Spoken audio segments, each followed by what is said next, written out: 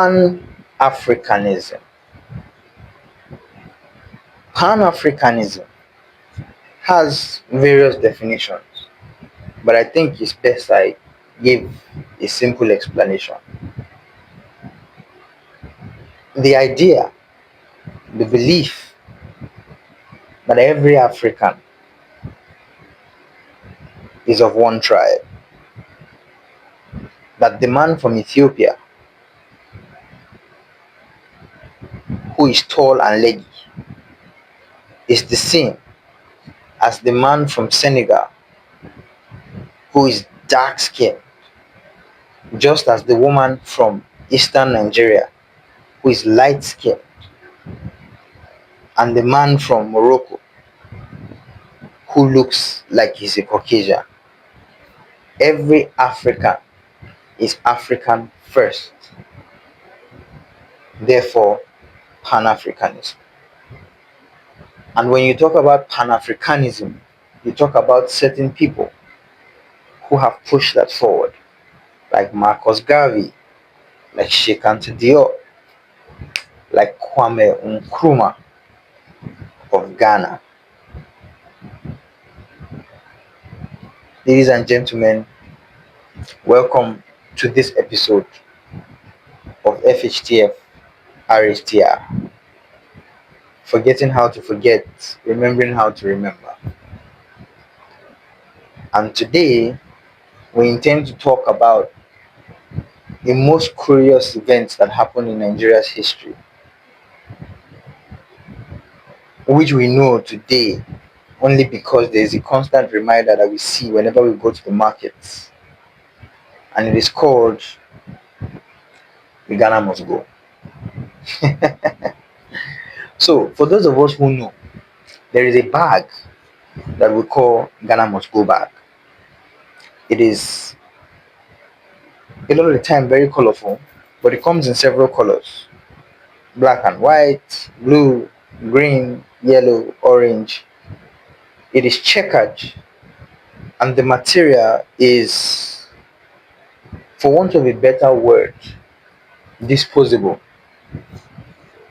And the idea is that these bags were cheap bags that were made, sewn, and coupled together because they signified a time when Ghanaians were asked to leave Nigeria hurriedly.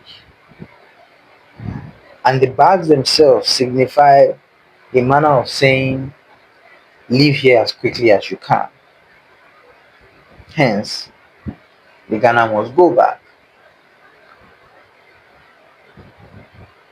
For that reason, it is, for want of a better word, a cheap product. For Nigerians who always look for reasons to develop classist differences, it is mostly used by the not so well to do Nigerians. But what's the history behind this? Why do we even have this in the first place? That's what we are here for on this podcast. We want to understand what Ghana must go means. Well, here it is. On the 17th of January 1983, the president of Nigeria was a man called Shehu Shagari. For those of you who know, and for those of you who have read, Shehu Shagari is a very important figure in Nigeria's history. Of course, he should be, he's a president, but he's one of the presidents that seem to have been there when Nigeria was on a particular trajectory and was able to leave his mark on this country's history. One of the ways that he left his mark is that on the 17th of January 1983, he made a declaration that Nigeria could no longer accommodate all of Africa as we had always done, and therefore people should go back to their countries. It just so happened that of the people that were leaving Nigeria, a vast majority, and when I say a vast majority, I am talking about 70+% were Ghanaian. Now, we need some background to this, and I will give two things as the background. First of all, I will talk about why Nigeria was in this position in the first place. You see, Nigeria went through something called the oil boom. In the 70s, Nigeria became a very, very rich country. Not that we weren't rich before, we were, but we just became much richer. And so, because we were rich, we had jobs, we had great living, we had a good currency, we had everything that would make people want to come to Nigeria.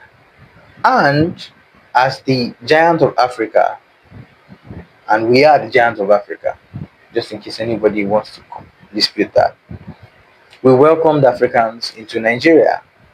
Come from where you are, as long as you were meaning to be a productive member of society, to assimilate and to contribute, we're happy to have you. And many Africans answered this call. Many Africans trooped into the Delta as we are. They came here, made lives for themselves, and became a part of the Nigerian fabric. However, the time of Mr. Shehu Shagari in office was a time where Nigeria went through some economic downturn. And with the economic downturn came a strain on our resources. Less jobs, less housing, less to go round. And in what I can only describe, and I will explain this later, was a regrettable decision to say, Africans, we are sorry we cannot accommodate you. Therefore, leave. What's the second reason? I said I was going to explain two backgrounds. This is the first background. The second background is Nigeria and Ghana have always had a very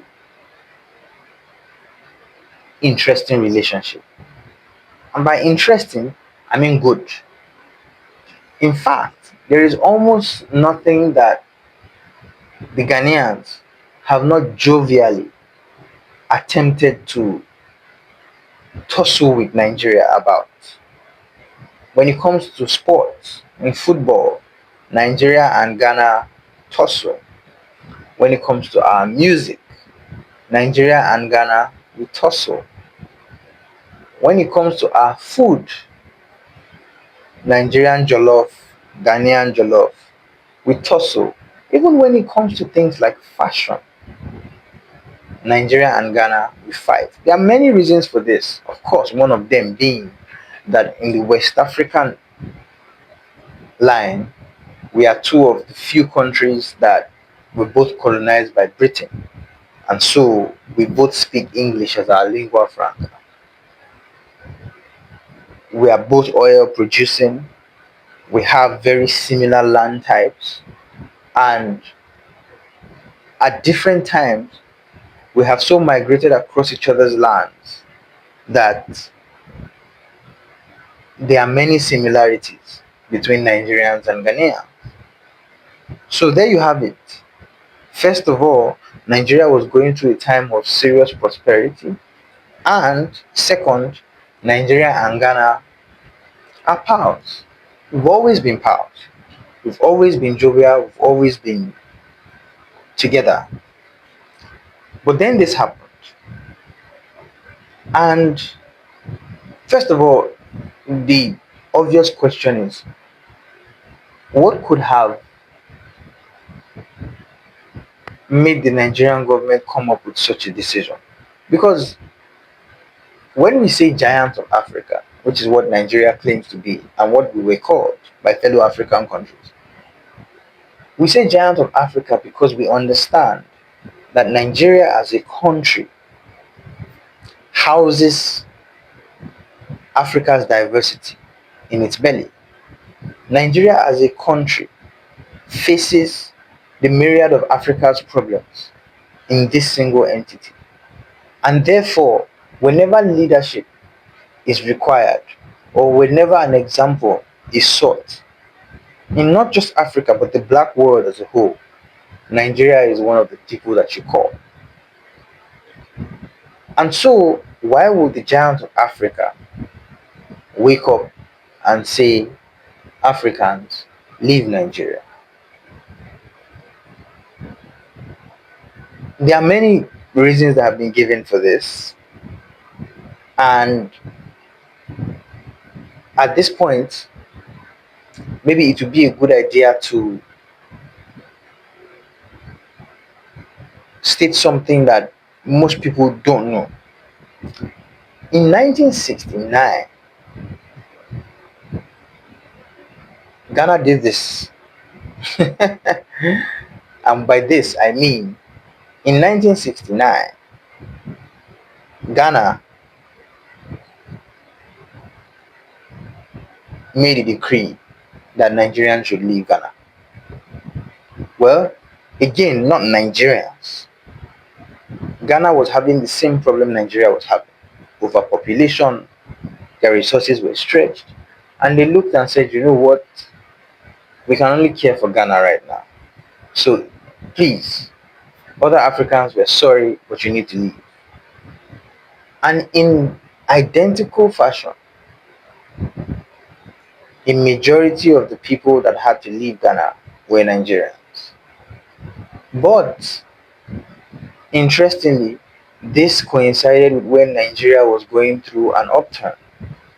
So Nigerians were not happy because nobody wants to be told to leave a place when it's not of their own accord. But we took it on the chin. They've asked us to leave. Nigerians left. We came back to Nigeria, settled in different parts of the country, found work, and then we started to live. Shortly after, we asked for other Africans to come. And then, when the time came, we did the exact same thing. This is not to justify it anyway. And I will tell you why it is not to justify it. I started this by talking about Pan Africanism.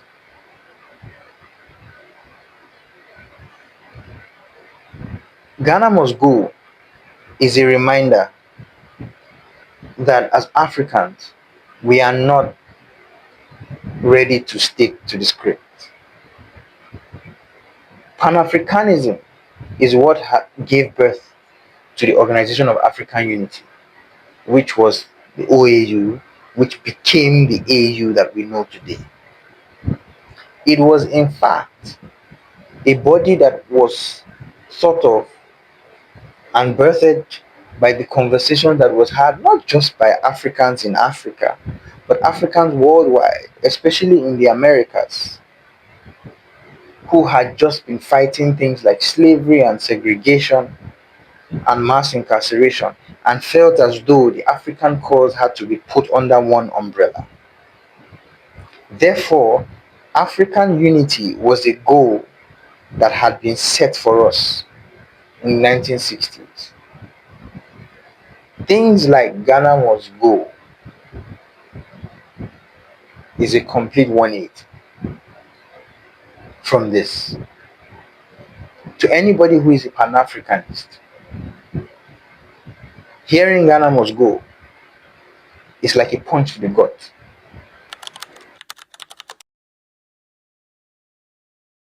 In the year 2005, there are pictures and images of Ghanaians taking to the streets and saying Nigerians must go. Of course, with things like this, they put up a couple of things that should not be said, demeaning, insulting language. But I think what is important here is they meant it. They meant what they were saying. They actually wanted Nigerians gone from Ghana.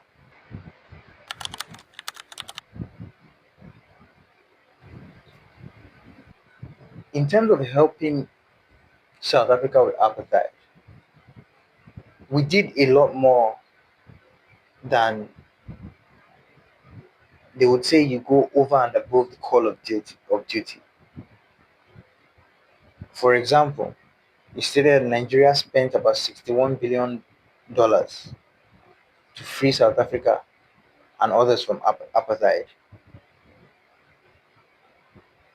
And not just money, we helped with our troops, we helped with our voice, we went everywhere that we were required to speak. And obviously, we believed when we were doing this that we were doing this for the Greater Africa Project. We still believe in the Greater Africa Project.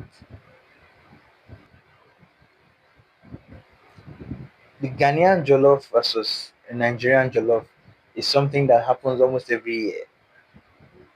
Randomly, some person starts the conversation on social media and people pick it up and then it becomes a thing and it dies down and it goes again. Same thing with Nigerian music.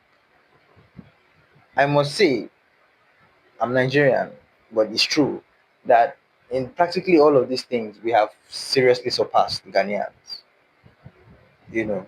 But it is fun to know, or it is heartening to know that we are still fond of one another. That is a success story in itself, despite all that has happened throughout our history.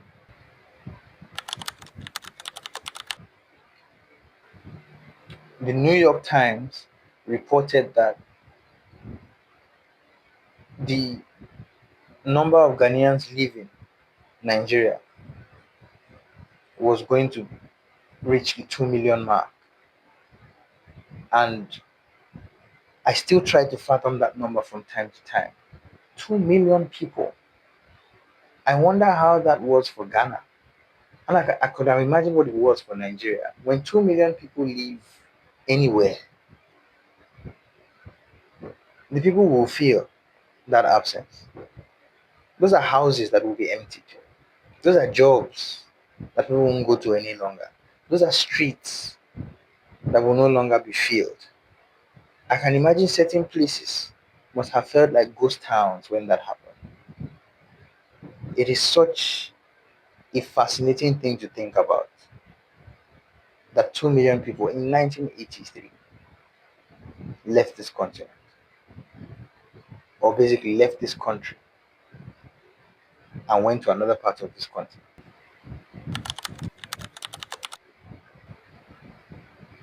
It was on January 17th, 1983.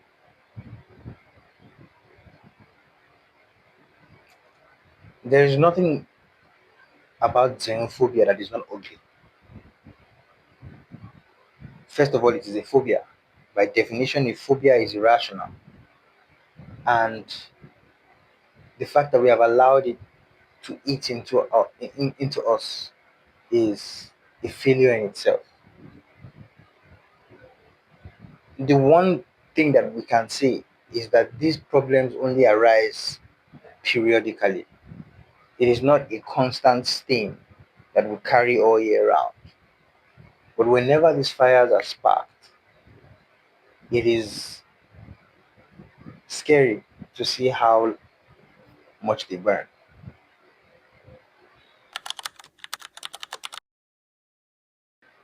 However, it happened. We told them to leave. And according to the numbers, at least 2 million Ghanaians left Nigeria. Now, 2 million is a significant number anytime. 2 million is a significant number today. In 1983, 2 million was an astronomical number because that represented an entire nation gave up and leaving. As it happened, the Nigerian government offered some assistance. They offered ships, they offered cars. The ones who could afford to got in their planes. But slowly and surely, Nigerians expelled Ghanaians from Nigeria. Now I want to put on my own hat and ask a few questions. What did we gain by this? Truthfully, what was the net benefit of Ghana must go? I'm yet to be convinced that there was any really. I'm yet to be convinced that chasing Ghanaians from Nigeria did anything good for us. First of all, it fractured our relationship with our Ghanaian brothers, and they are our Ghanaian brothers. Second, it explained to them that in the African Union, there was still space for individuality. The very thing that Pan Africanism fights against. In Africa, we talk about it being difficult to break an entire broom. However, you could take out the individual broomsticks and break them very easily. Pan Africanism says that we should remain the broom, difficult to break, and together we will just be flexible, going left and right, but staying together.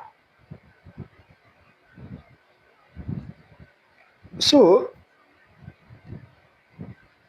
what happened? What's the fallout from that? We can only guess, but here are some curious things for you to consider. In the past 10, 15 years, there have been at least 5 different incidents of xenophobic attacks on Nigerians in South Africa. Whenever they start, they come up with interesting terms. They say, for example, that Nigerians are committing crimes, and they even go to petty reasons and say that Nigerians are taking their women and are being overbearing to them in their own land. It is tragic. It's painful to listen to. It almost sounds as though it is a losing battle. And it is. Because technically, Africans should be happy to have Africans in Africa. Unfortunately, there have been precedents upon precedents where African countries have shown that this idea of African unity is not the be all end all. When there are xenophobic attacks, one of the first things Nigeria tries to say, for example, is that South Africa is ungrateful. Ungrateful because it is documented. South Africa has oftentimes acknowledged this, that Nigeria was an instrumental help or helper in ending the apartheid regime in South Africa. Yet, whenever xenophobic attacks are to start, Nigerians are the ones who get the brunt of it. And this is not helped by the fact that Nigeria's reputation has not gone through the best phase in the last, say, 2 decades. The stories of fetish practices, fraud, human trafficking has not put Nigeria in the best light. So when they say a blanket statement like Nigerians are committing crime in our country, they do not even have to prove it. All they have to do is point to the general consensus, which is that Nigerians are not law abiding citizens.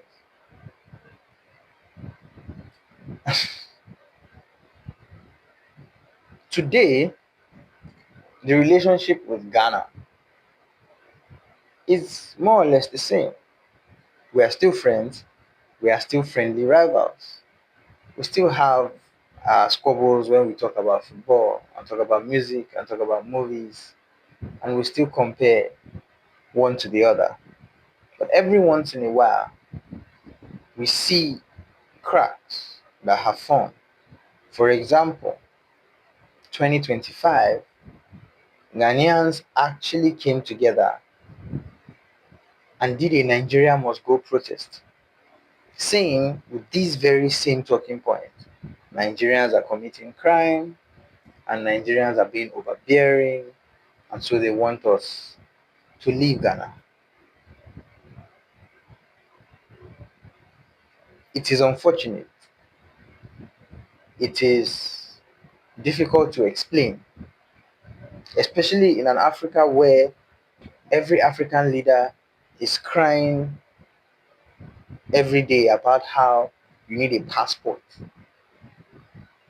to cross African borders that were created artificially by European powers.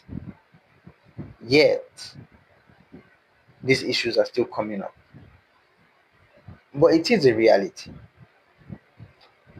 The question to ask now is, who do we blame? Has Pan Africanism lost? Well, firstly, no, nobody. We don't blame anybody. What has happened in the past has happened. And we will assume that it was wisdom for that time.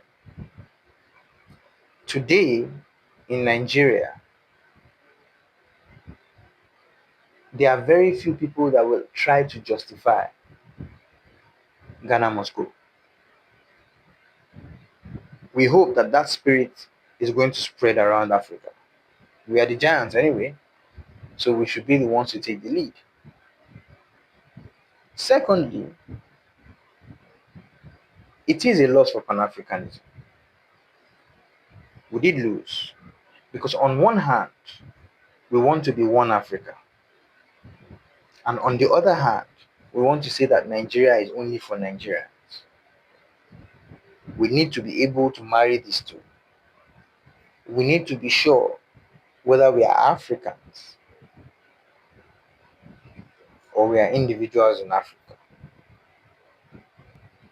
This was Ghana Must Go. Thank you. Pas vrai. Où est ton papa? Dis-moi où est ton papa? Sans même devoir lui parler.